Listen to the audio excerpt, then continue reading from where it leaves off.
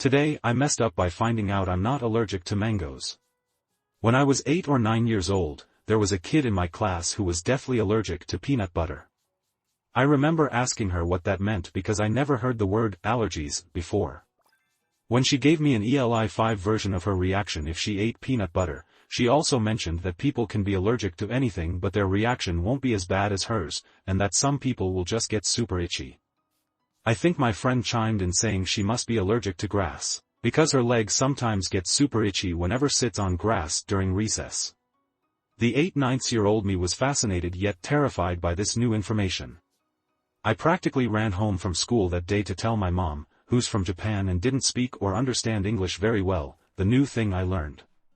I didn't know the Japanese word for allergies, which turned out to be allergy, as I learned years later, so I explained it in the most basic Japanese that there's a girl in my class that turns red like a balloon and her throat gets tied up into a knot, so she won't be able to breathe then pass away if she eats peanut butter. Then I asked if I had any allergies also, probably hoping that it was stuff like carrots or bell pepper, so I never have to eat them again.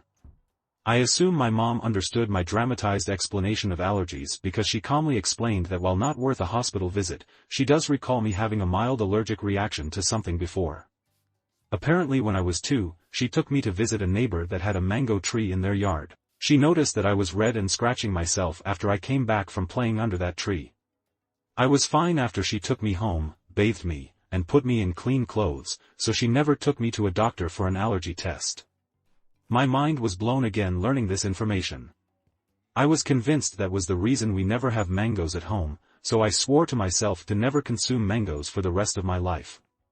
Turns out the reason my parents never bought mangoes is that the ones sold at grocery stores were very expensive and tasted awful, so they never bothered buying them. It wasn't until years later that I, a 30-year-old who kept their oath to never let the mangoes touch me, went to a Chinese restaurant with extended family.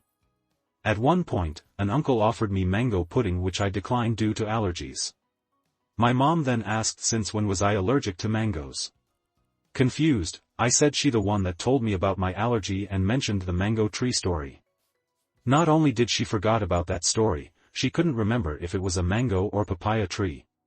Either way, she told I'm not allergic to either because she's seen me eat both before and I've never reacted to them.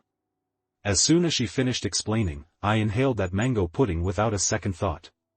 It practically broke my heart to find out I lived years missing out on such a heavenly delicacy.